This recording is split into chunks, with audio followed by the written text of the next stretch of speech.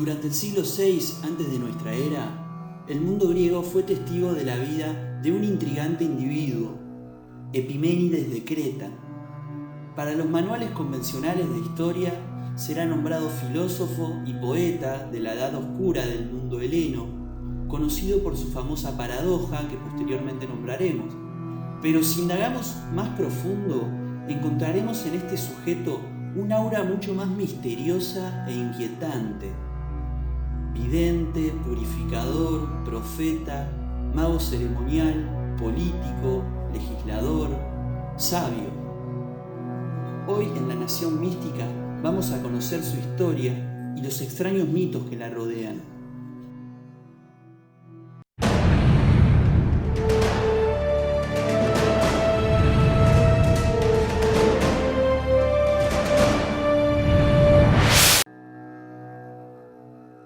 Estamos en la época de los aclamados 7 sabios.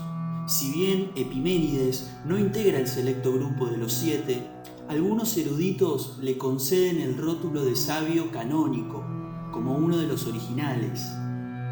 Lo cierto es que tenemos mucha información sobre algunos de ellos y de otros, solo algunas anécdotas y atribuciones literarias. Todos fueron más o menos contemporáneos y Epiménides se relacionó con ellos y prestó su consejo y sus servicios. Por ejemplo, nada más ni nada menos que a Solón, el sabio ateniense, con quien además gozaba de cordial simpatía y amistad. Atrás había quedado el mundo heroico y mítico sobre el que versaban Homero y Hesíodo, la caída de las civilizaciones micénica y minoica, para dar lugar a un mundo griego más abierto y con la necesidad de dar una cohesión y una respuesta lógica a las problemáticas sociales de las polis, y ya no tanto buscar las respuestas en los dioses o en las musas, sino más bien en lo pragmático. Esta fue la época perfecta como caldo de cultivo para que sus mejores voceros peregrinen hacia naciones lejanas, al mundo oriental o hacia Egipto, para encontrarse con sus iniciados y regresar a Grecia portando una nueva sabiduría, ya que Grecia no era un mundo precisamente de ricos, sino más bien de pobres. Las naciones ricas y fastuosas como Egipto o Persia eran las naciones herederas del conocimiento milenario. Recordemos que aún no estamos en la época de los filósofos, pero como vemos ya se estaría preparando el terreno para emerger posteriormente en la figura de Tales de Mileto, que daría lugar a una nueva era en la historiografía griega. Pero bien, volvamos atrás. ¿Quién fue Epiménides? Por empezar, vamos a decir que no hay consenso sobre su edad y se barajan 3 versiones: que vivió 154 años, otros dicen 167 y otros, más osados, 298 años, así, sin término medio. Pero ¿de dónde obtenía sus secretos? Metámonos en su historia para intentar descifrar mejor a este misterioso sujeto. Se dice de Epiménides que nació en Creta, en Cnoso, a principios del siglo VI o finales del VII, y de joven fue a buscar una oveja perdida del rebaño de su padre, y al mediodía decidió meterse en una caverna a descansar. Aparentemente se pasa, por así decirlo, de revoluciones, y su letargo duró 57 años. Y claro, al volver y recorrer la ciudad, veía un paisaje extraño, en su casa vivían nuevas personas que lo desconocían, sus padres no estaban, hasta que logra dar con uno de sus hermanos, ya anciano, y le comenta lo sucedido. Esto, como ven, es la parte fabulosa del mito. Algunos estudiosos estiman, entre los que me incluyo, que lo que realmente realizó Epiménides fue una peregrinación por el mundo oriental y sus tradiciones mistéricas, y logró, por así decirlo, desbloquear nuevos conocimientos. Es así como Epiménides se aplicó a la poesía y a todo lo concerniente al culto de lo divino, y fue mirado como un hombre favorecido por los dioses. Incluso se decía que era hijo de una ninfa. Fue el primero que empleó las ceremonias de consagrar templos, purificar los campos y las ciudades, como así también casas particulares. Muy conocido es el extraño rito que realizó para purificar Atenas y el Ática, que estaba sufriendo una devastadora plaga que azotaba a los ciudadanos, traída por los Alcmeónidas, una familia eupátria de tiranos que se oponían al partido representado por el sabio legislador Solón. Remarquemos que en ese entonces Atenas todavía no era la capital del mundo griego, sino una ciudad emergente orientada al futuro que brillaría siglos después con Pericles. Entonces Solón solicita los servicios de Epiménides y mandó un navío a buscarlo a Creta. Una vez en Atenas tiene lugar su extraño rito de purificación, que acabó siendo exitoso y le daría su fama y prestigio como hombre divino y prodigioso. El erudito del siglo III, Diógenes Laercio, nos otorga una descripción gráfica del ritual, la cual vamos a resumir.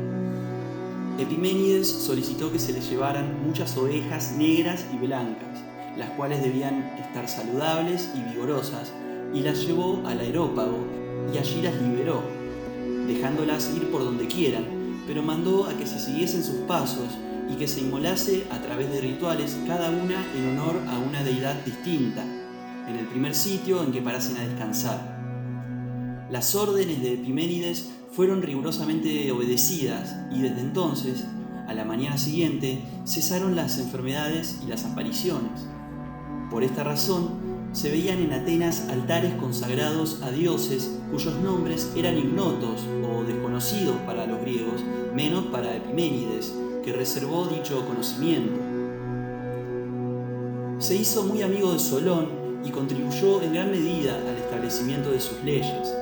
Manifestó su oposición a las bárbaras ceremonias que practicaban en los funerales, las cuales considera inútiles, y acostumbró poco a poco a los atenienses a la oración, a la virtud y a celebrar sacrificios, y los dispuso a vivir con sumisión a los magistrados. Después de haberse detenido algunos días en Atenas, Epiménides dispuso su regreso. Los atenienses le prepararon un navío y le pagaron por su trabajo, pero el filósofo prescindió del dinero y se limitó a darles las gracias y pedirles su amistad, estableciendo relaciones muy estrechas entre Atenas y Creta. Antes de salir, mandó construir un gran templo en honor a las Furias, esas mitológicas tres deidades que persiguen a los culpables de los crímenes a grandes rasgos.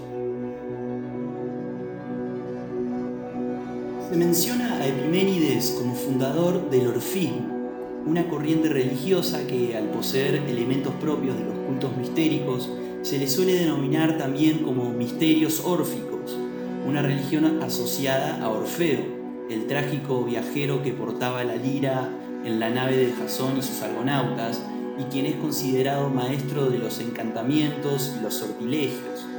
Dicho culto, muy interesante por cierto, y que se asemeja a los misterios de Eleusis, merecería en sí mismo un análisis propio que algún día podríamos indagar en otro vídeo, que básicamente consta en una serie de teogonías, textos y cosmovisiones que proponían una nueva concepción del ser humano y el destino de las almas al morir. Epiménides basó toda su vida en la práctica de las virtudes. Se dice que nunca comió delante de testigos, por lo que se creía que las ninfas lo mantenían con maná o energía primordial. Además, vaticinó a los lacedemonios, la región de Esparta, la dura esclavitud a la que los sometieron los habitantes de Arcadia años después, por lo cual se lo reverenció en esa región fervientemente. Pasó a la posteridad como un prolífico y excelso poeta y escribió muchas obras en verso. Compuso 5.000 versos sobre los curetes y coribantes, los cultos relacionados a la diosa Cibeles y a los 9 hijos de Zeus. Escribió 6.500 versos sobre la construcción de la nave de Argos y la expedición de Jasón y sus argonautas a la Cólquida, actual región de Georgia. Escribió también en prosa acerca de los sacrificios y de la República de Creta, como también unos 4.000 versos sobre Radamantis y el rey Minos, antiguas leyendas fundadoras cretenses. Aún así, parecía no agradarle mucho a sus compatriotas de Creta, ya que se le reconoce muchas veces por la famosa paradoja de Epiménides, aquella que dice que Epiménides, el cretense, dice que todos los cretenses son mentirosos. Por lo tanto, no podemos saber si está mintiendo o diciendo la verdad. A lo cual más adelante el lógico británico Bertrand Russell lograría resolver, distinguiendo entre lenguaje objeto y metalenguaje. Pero bueno, eso es otra historia que no nos concierne. Para añadir más misterio a su vida, tenemos el documento conocido como la Suda, una antigua y muy extensa enciclopedia bizantina del siglo X que revela que Epiménides portaba en su cuerpo extraños tatuajes que se asemejaban a una especie de escritura desconocida y enigmática. Y como se sabe, no se estilaban tatuajes en la antigua Grecia, sino solo en los esclavos, mientras que sí eran visibles en la brujería persa, los cultos chamánicos de Medio Oriente y en los sacerdotes que los efectuaban, de alguna manera asociándolos a las distintas jerarquías de sus cultos. Como toda su vida fue misteriosa, se decía que había envejecido en tantos días cuantos años había estado durmiendo. Los cretenses le hacían sacrificios como si fuese un dios y los lacedemonios conservaron religiosamente su cadáver en virtud de un oráculo que lo había dispuesto de esa manera. Sea como fuere, este personaje tuvo implicancias directas en el mundo griego y sentó las bases de la polis de Atenas, liberándola no solo de la plaga, sino también de las tiranías imperantes en esos tiempos, y allanando el terreno para que Solón, el sabio legislador, pudiera desarrollar sus prácticas. Si bien en un principio había sido depuesto por el tirano Pisístrato y su familia, y como testimonio de su cercanía, sobrevive una carta que Epiménides envía a Solón cuando supo que se había retirado de Atenas, a fin de consolarle e invitarlo a Creta, de la siguiente manera: ten ánimo, amigo mío, si Pisístrato hubiera reducido a hombres acostumbrados a la servidumbre o que ignorasen lo que son las buenas leyes, quizás podría durar algún tiempo su dominio, pero las tiene que haber con hombres libres y valientes. Los atenienses no tardarán en acordarse de las lecciones de Solón, tendrán vergüenza de las cadenas que arrastran y no podrán sufrir que un tirano los tenga tanto tiempo en esclavitud. En fin, aun cuando Pisístrato domine en Atenas durante toda su vida, el reino no pasará a sus hijos. Te aconsejo que no vayas errando de un lugar a otro. Ven sin pérdida de tiempo a Creta, donde no hallarás tirano que te atormente.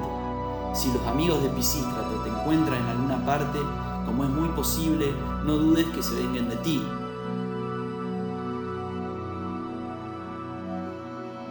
Bueno, ¿qué les pareció la historia de este individuo? Entre realidad y leyenda, fiel a su estilo, como mínimo intrigante. Tal vez sean estos los personajes clave de la historia, cuyos designios y consejos, muchas veces subvalorados, limpian el terreno para el surgimiento de nuevos personajes relevantes. Y hasta aquí llegamos hoy. Como siempre los insto a investigar por su cuenta, y desde la nación mística, la nación del fuego azul, el del alma, donde la leña es la data, les recordamos: el crecimiento es hacia adentro, o no será.